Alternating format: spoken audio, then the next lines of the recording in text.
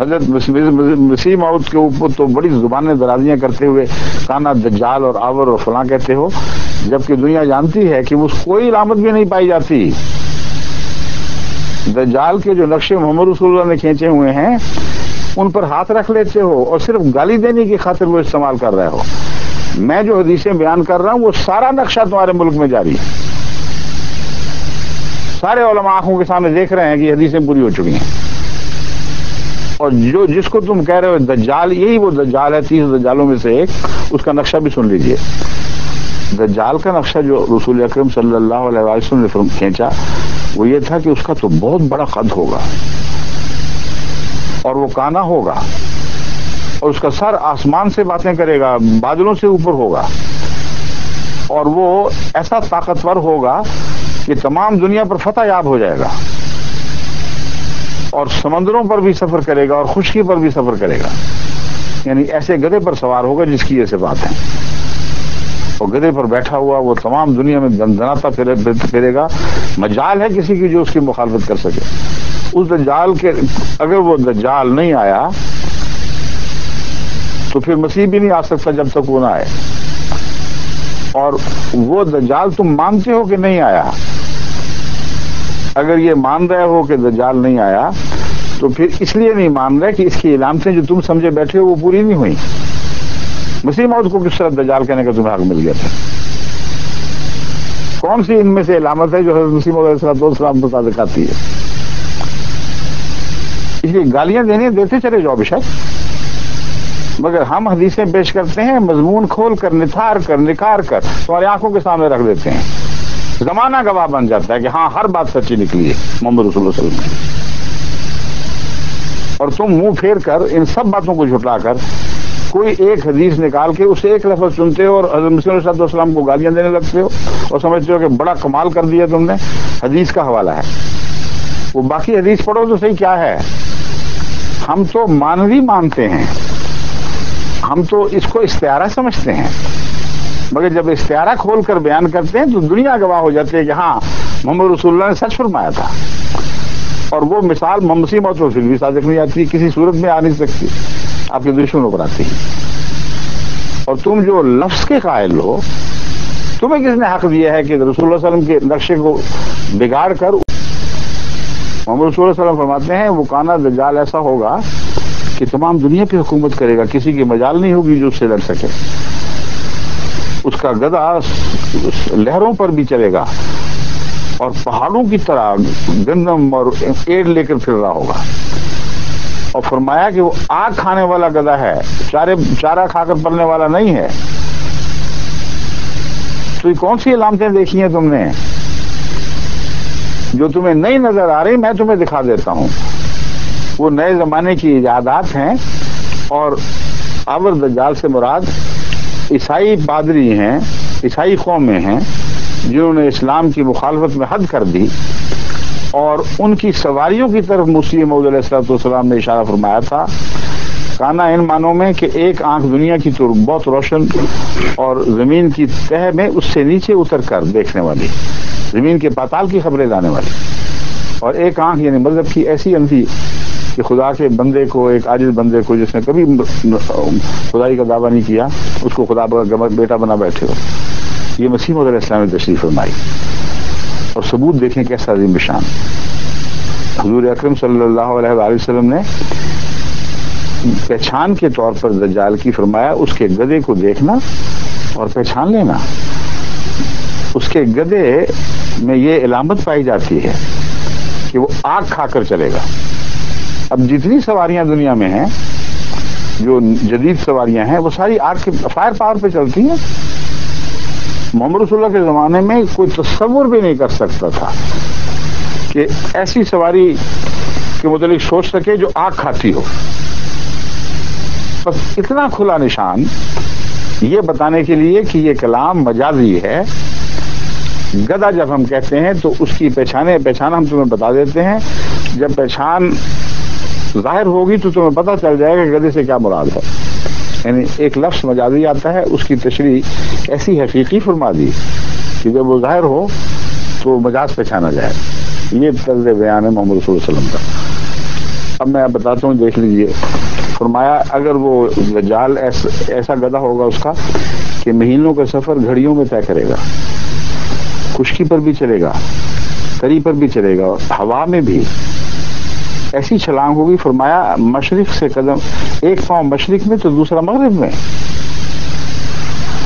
اب بتائیے ہوائی جہاز جب اٹھتا ہے مشرقی ملک سے کسی میں اور مغربی ملک میں جا کے لینڈ کرتا ہے، یا مشرق بعید سے اٹھ کر مشرق کے قریب میں جا کے لینڈ کرتا ہے، تو ہر لمحہ اس ہوائی جہاز کا گواہ ہوتا ہے کہ حضرت اقدس محمد مصطفیٰ صلی اللہ علیہ وسلم خدا کے سچے اور پاک رسول تھے، اور اللہ نے بڑی شان اور بڑی صفائی کے ساتھ آپ کو آخری زمانے کی خبریں بتا دی تھیں. سمندر میں بھی چلے گا وہ گدھا، ڈوبے گا نہیں، گھٹنے گھٹنے پانی. آج جہاز چل رہے ہیں سارے، ان کا یہ بھی آگ سے چلتے ہیں. فرمایا اس گدھے کے پیٹ میں سواریاں بیٹھیں گی. مولوی صاحب سوچ کے دیکھیں کیوں نہیں اپنا دماغ لڑاتے. پیٹ میں اس گدھے کی سواری کا تصور ناممکن تھا، اور وہ تبھی صحیح ہوگا اگر جماعت احمدیہ کے فیض پائیں، حضرت مسیح موعود علیہ السلام کو مادی مانیں، آپ کو جو اللہ نے ہدایتیں دی ہیں اور یہ مضامین سمجھائے ہیں ان کو قبول کریں، تب جا کر آپ کو محمد رسول اللہ علیہ وسلم کی باتیں سمجھ آئیں گی، ورنہ بیٹھے رہیں گے اسی طرح.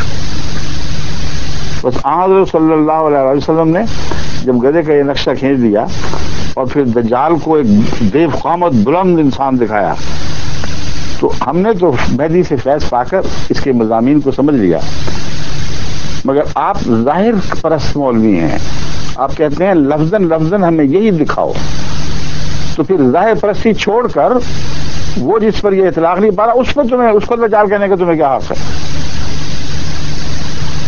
ظاہر پرستی کرنی ہے تو چمٹے رہو اس ظاہر پرستی کو. جس دن وہ گدھی پیدا ہوگی جو ایسے گدھے کو جنم دے گی جس کے دو کانوں کے درمیان 70 گز کا فاصلہ ہوگا، اس کے پیٹ میں بیٹھ کر مولوی صاحب تشریف لے آئیں، میں خدا گواہ ہے کہ میں مولوی صاحب کی بیعت کرنے پر آمادہ ہو جاؤں گا. مجھے اور کسی نشان کی ضرورت نہیں رہے گی. لیکن خدا گواہ ہے کہ نسلن بعد نسل مولوی مرتا چلا جائے اور گدیاں مرتی چلی جائیں، نہ وہ مولوی پیدا ہوگا جو ایسی گدی کا درشن کر سکے، نہ وہ گدی پیدا ہوگی جو ایسا بچہ دے جو ظاہری طور پر ان علامات کا حامل ہو جو مولوی صاحب لیے بیٹھے ہیں پلے سے باندھ کر، اور ظاہر پرست ہونے کی وجہ سے کہہ رہے ہیں کہ یہ پیدا ہوگا پھر مسیح اترے گا. خاتمیت کی بحث تو یہی مکمل ہو گئی، ساتھ ہی اس کا بھی قضیہ ہو گیا. وجہ یہ ہے کہ مولوی صاحب امت کو دھوکہ دے رہے ہیں کہ کوئی آئے گا. اصل پیغام ہے کسی نے نہیں آنا، چھٹی کرو، ہم ہی ہیں، بس ہم سے ہی گزارا کرنا ہوگا اب ساری عمر. کیونکہ تم سے گزارا کرتے کرتے تو اس حال کو پہنچے ہیں، اور تم سے کتنا گزارا کریں. 1400 سال میں تم نے امت کا یہ حال بنا دیا ہے، فرقوں پر فرقوں میں تقسیم کر دیا، کفر پر کفر کے فتوے جاری کیے، اور اخلاقاً یہ بنا کے رکھ دیا ہے، اور کہتے ہو کہ جب تک وہ گدھا نہیں آئے گا مسیح نے آنا نہیں. اس نے اس دجال کو قتل کرنے آنا ہے. تو کہاں گیا وہ مسیح؟ کیسے اتارو گے اس کو؟ میں خدا کی قسم کھا کے کہتا ہوں کہ تمہاری ساری نسلیں قیامت تک مرتی چلی جائیں اور ساری گدیاں مرتی چلی جائیں. نہ وہ مولوی پیدا ہوگا جو اپنی آنکھوں سے اس گدی کو دیکھ سکے جو ایسا بچہ دے، نہ وہ گدی پیدا ہوگی جو وہ بچہ دے جس کے اوپر دجال نے سواری کرے. دجال کہاں سے آ جائے گا پھر، اور مسیح کہاں سے اترے گا؟ تم نے وہیں مار کے چھوڑنا ہے. زمین پہ تو اب موت مقدر نہیں رہی مسیح کی. وہ کمبخت گدی تو پیدا ہو جائے، اس کے بغیر کس طرح مسیح اترے گا؟ کیا محمد رسول اللہ علیہ وسلم کی پیشگوئیوں کو جھٹلا کے اترے گا؟ تمہاری بات مان کے اترے گا؟ تمہاری مسیح کی جوتیوں کی بھی پرواہ تم نہیں ہے تمہاری. جس کی غلامی کا دم تم کہتے ہو بھرنا ہے، ہم کہتے ہیں بھر چکا ہے، اسی سے فیض پایا ہے اس نے. اس کی غلامی مانے گا تو کہے گا میں تو نہیں نیچے اترنا، نیچے جھانکا کرے گا. جب کوئی کہے گا فرشتہ ہے، کوئی اشارہ کرے گا، بسی کافی برا حال ہو گیا. امت مجھے دیکھتے نہیں کیا حال کے حال کو پہنچ گئی. بہت سے گناہگار ہیں جو قبروں میں پاؤں لٹکائے بیٹھے ہیں. اترو خدا کے لیے. بعد میں کیا کرو گے جب سب ختم ہو چکے ہوں گے؟ تو مسیح جھانکے گا کہے گا مجھے تو کوئی گدا نظر نہیں آ رہا اتنا بڑا، اتنا شان و شوکت کا، اور نہ وہ کانا دکھائی دے رہا ہے، تو مجھے دکھاؤ تو صحیح، میں محمد رسول اللہ کی بات مانوں یا تمہاری بات مانوں؟ میں نے تو نہیں کرنا، پہلے گدا آئے پھر میں اتروں گا۔ اب اے مولوی یوسف صاحب اور آپ کے اپنے ساتھیوں کو اکٹھا کر لو، ساری دنیا کے مولوی، مسیح موعود کے الفاظ میں کہتا ہوں اگر کچھ پیش نہیں جاتی تو سجدوں میں اپنی پیشانیاں رگڑ دو، روتے روتے تمہاری پلکیں جھڑ جائیں اور آنکھوں کے حلقے گل جائیں۔ خدا گواہ ہے کہ تم ظاہر پرستوں نے جو محمد رسول اللہ صلی اللہ علیہ وسلم کی حدیثوں کو حلیہ بنایا ہوا ہے، اس حلیے کے ساتھ تم کبھی کسی کو آتا نہیں دیکھو، اس لیے عملاً تم نے خاتمیت کا معنی اور بھی زیادہ وسیع کیا ہوا ہے اپنی طرف سے، امت کو دھوکہ دے رہے ہو، بیچاروں کو سمجھا رہے ہو کہ کچھ آئے گا، وہ بھوکے مر گئے بچے، ان کی مائیں، جس طرح عمر کے زمانے میں ایک ماں نے اس میں پانی ابلتے ہوئے پانی میں پتھر ڈالے ہوئے تھے، وہ پانی ابلتا تھا تو پتھروں میں آواز پیدا ہوتی تھی، بھوکے غریب ماں کے بچے سمجھتے تھے کہ کچھ اس میں پک رہا ہے، ان کو وہ سہارا بتا رہی تھی کہ دیکھو دیکھو ابھی ہنڈیا پک جائے گی تو میں تمہیں کچھ کھلاؤں گی، روتے پیٹتے بھوک سے اسی طرح وہ سو گئے، ان کے لیے ایک عمر آ گیا تھا، تم کس عمر کو لاؤ گے جو تمہارے جھوٹ سے امت کو نجات بخشے گے؟ خالی ہنڈیا پکا رہے ہو، کوئی مائدار تمہارے نزدیک اس امت کے لیے نہیں رہا۔ مسیح ایسا گیا ہے کہ اس کے آنے کی راہ میں وہ دجال اور اس کا گدھا کھڑا ہو گیا جو تمہارے نزدیک اس طرح آنا ہے، اب آ ہی نہیں سکتا، زمانے کے رنگ بدل گئے، دجال ظاہر ہو گیا، دنیا پر فتح مند ہو گیا، تو سواریاں نکل آئیں مگر تمہیں دکھائی نہ دیں کیونکہ تم ظاہر پرست ہو چکے تھے، اس لیے امت کو اب کیا دھوکے دیتے ہو؟ کیوں کہتے ہو کہ کوئی آ جائے گا؟ کوئی نہیں آئے گا۔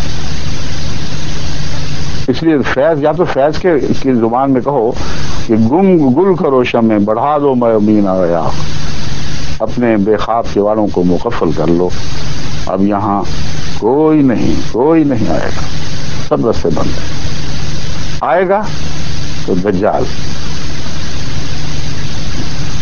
آئیں گے تو مولوی۔ کہہ دو امت کو کہ ہم سے گزارا کرنا سیکھو، ہمارے خلاف مضمون جو آئے دن لکھتے رہتے ہو کہ ہم لوگ کیا ہیں، اب خدا کا خوف کرو، تم نے ہمارے ہاتھوں میں مرنا، ہمارے ہاتھوں میں جینا ہے، اب یہ مقدر ہو چکا، قیامت تک جب ہم سے ہی پلہ پڑنا ہے تو صلح کر لو، جو ہم کہتے ہیں وہاں سے چلے جاؤ۔ یہ پیغام ہے تمہارا حقیقی پیغام، اور ہر صاحب فہم جو میری بات کو سن رہا ہے وہ گواہ ہو جائے گا کہ ہاں یہی پیغام ہے ملا کا، اس کے سوا کوئی پیغام نہیں۔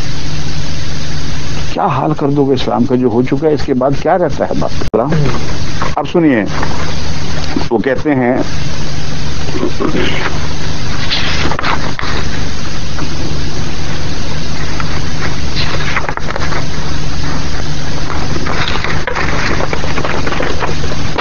لینا ذرا یہ پکڑیں۔